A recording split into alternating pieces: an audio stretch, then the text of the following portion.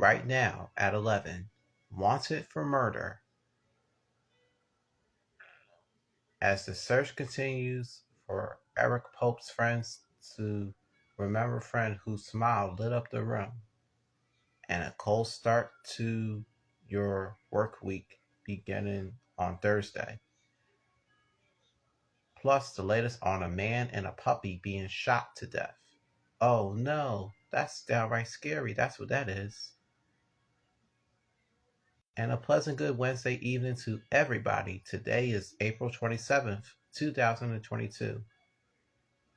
As you can see, I'm filling in for my Aunt Jessica and my favorite uncle, Yugi Washington. The bouncer is wanted for deadly assault after what he did. We get the latest news story from Curry Corrado, my favorite news reporter, as she is live in Center City with the very latest. Curry. They shared stories and memories right here at this park. It's on 11th and Pine to help remember and honor Eric Pope. One of the most kindest individuals I've ever been privileged to know. A vigil to remember and celebrate the life of 41-year-old Eric Pope. Friends and community members gathered at 11th and Pine, where they held candles and shared memories. Full of compassion. Always went the extra mile to support those around him. Always was inclusive, and that's why I think it's so hard for me, for him being gone, is that, he always wanted everyone's opinion and everything to do something as a group. Officials say Pope was in town on April 16th, visiting from D.C. He was escorted out of Taboo Lounge and Sports Bar for being intoxicated. In this video obtained by Eyewitness News, you can see a bouncer, later identified as Kenneth Fry, walk up to Pope and punch him, causing him to fall to the ground unconscious. Pope died from his injuries on April 23rd. The owner of Taboo says Fry was not one of its employees. He worked for a private security firm. A spokesman for the district attorney's office says they are aware of reports of troubling interactions involving private security workers at neighborhood establishments, saying in part the district attorney's office continues to work with our partners in law enforcement and government towards safety and justice for all Philadelphians, including members of targeted and vulnerable communities. As friends and the community mourns the loss of a friend, they won't forget the special life that touched them all. And to see people come together collectively and share beautiful memories and anecdotes about someone who really was truly beloved, I think there's beauty in that. So again, Fry is facing third-degree murder. We did reach out to police. No update on his arrest at this point. Thank you for that live report, Kerry Corrado. Developing right now, detectives are investigating a murder in Edgewater Park, that's in Burlington County, New Jersey. Someone just shot a man and killed him just before 6:30 tonight. This happened on Ivy Road on the 200 block. No word on the victim's condition. Police have not made any arrests. And turning now to your forecast here on this Wednesday. A freeze warning has been issued as parts of our region except for Philadelphia. So here's my auntie, Kate Barlow, with your first check on tonight's forecast. Auntie Kate, take it away. Dropping steadily and quickly, and the winds are still with us.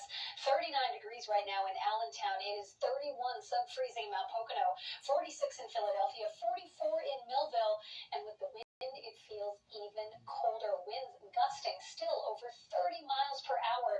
That's making it feel about 10 degrees colder than it actually is, and that's going to be with us through the morning. Right now, 35-mile-per-hour gusts in Wilmington. So we are challenging a record low. Our forecast low tonight, 34 degrees. The current record, which is really for tomorrow morning, is 34 as well. That was set in 1967.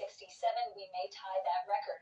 Storm Scan 3 shows an area of snow showers mainly up across the New York-Pennsylvania border. It is dry here, but again, we're tracking that record cold shot tomorrow morning. Region-wide wind chills in the 20s in the morning, then a sunny and windy stretch for the rest of the work week. But good news for the Broad Street race, no soggy sneakers. It'll be... Yup, no soggy sneakers included. Thank you so much, Auntie Kate.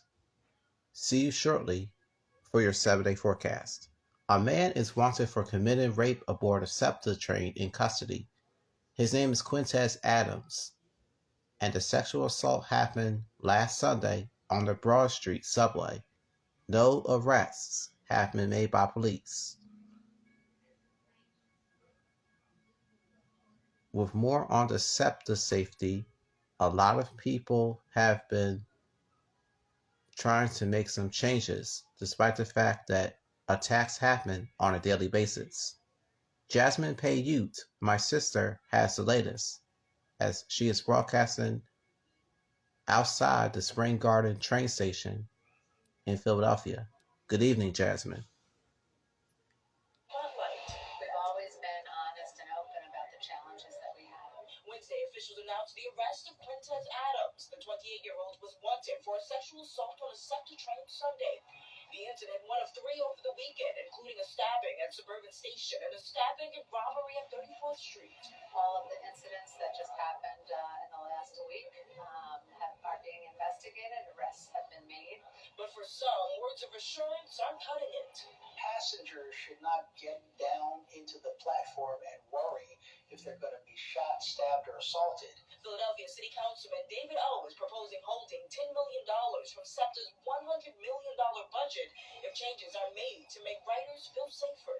We give them that money once they have spent the money they need to spend to increase the salaries of transit police. Currently, SEPTA is down 50 transit police officers and has cited a lack of interest from the public for the vacancies. O says raising salaries for officers is as easy as getting on and off a rail car. I think it is important for SEPTA to commit to protecting the public. SEPTA says it is fully committed to hiring more police officers and says overall crime on the transit system is down. As our ridership continues to increase, crime will continue to go down. The SEPTA Transit Police Union responded to the proposal by saying it was the only way to force SEPTA to take action. All right, thank you, Jasmine. Trenton firefighter is recovering tonight after he was hit by a stray bullet inside of his firehouse. It's a story we brought you, breaking news, as of Tuesday. So, this happened behind Calhoun Street. So, a lot of people are being concerned about what's going on. If you see something like this in your neck of the woods, please call 911 immediately.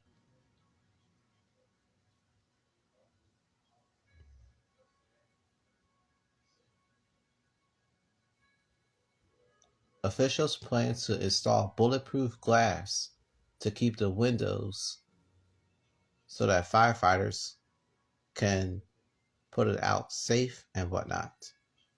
A man and his dog were shot in South Philadelphia on the 2600 block of North Warnock. That's where we'll find my Uncle Siafa Lewis, joining us live from Spring Garden. Go ahead and take it away, Uncle Siafa. Good evening to you. Whose name is Ruby. Just after 9 p.m., police were notified that a shooting victim showed up at Temple Hospital by private moto. The adult male victim ran from the scene and was transported to Temple University Hospital by a Good Samaritan. Temple contacted Philadelphia PD, and when they questioned the victim, he told them where he was when he was shot. They found some blood, and they also found a 3-month-old puppy on the street. That's where Noah's Ark Rescue Project and Sanctuary, also known as NARPS, enters the story. Last evening, one of my wonderful volunteers with NARPS reached out to me to get approval for us to move forward with taking on this puppy. Officers took Ruby, who was shot once and badly bleeding, to University of Pennsylvania Veterinary Hospital. Vet hospitals like University of Penn, typically for them to treat and take on something like Ruby and her condition, they will reach out to rescue organizations. That bullet missed Ruby's spine and all her vital organs. However, she could still require additional surgeries. It comes at a huge cost to us. So this Ruby, for instance, our estimate is $7,000 to $10,000. That's where you can enter, either by donating to help Ruby or by becoming a foster home for rescues like Ruby. Is, as I said, hospitalized in the ICU, and it is definitely a wait and see. Now, if you would like to help, we were asking that you visit our website, cbsphilly.com. We have information listed there on how you can get in touch with that organization, the rescue organization called NARPS. Outside police headquarters, Siafa Lewis, CBS 3. Thank you, Uncle Siafa. A soldier from Delaware was killed during a training exercise in Washington State. Private First Class Joseph Alejandro Marquez of Dover started to die in a training accident. Please pray for the family so that they can attend his funeral really, really soon. It really breaks my heart to see things like this, folks. Gloucester Township Police have pulled over nearly 1,000 drivers after nearly 1 month. It is a push for the departments to crack down on certain drivers. CBS 3 spoke to one person who was involved in the initiative.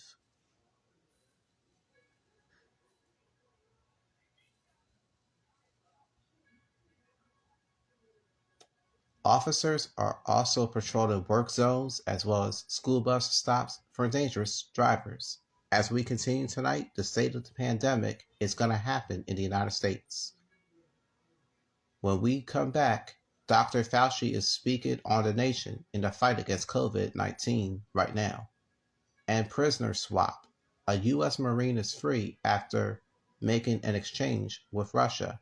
His name is Trevor Reed, but we'll talk about that news story after this short break and whatnot. Lights out, where light bulbs are going to be a thing of the past. You can find CBS News Philly through 2 apps for Apple and Android devices, the Pluto TV app and the CBS News app as well. This broadcast is not going no place, and neither am I. So stay with me.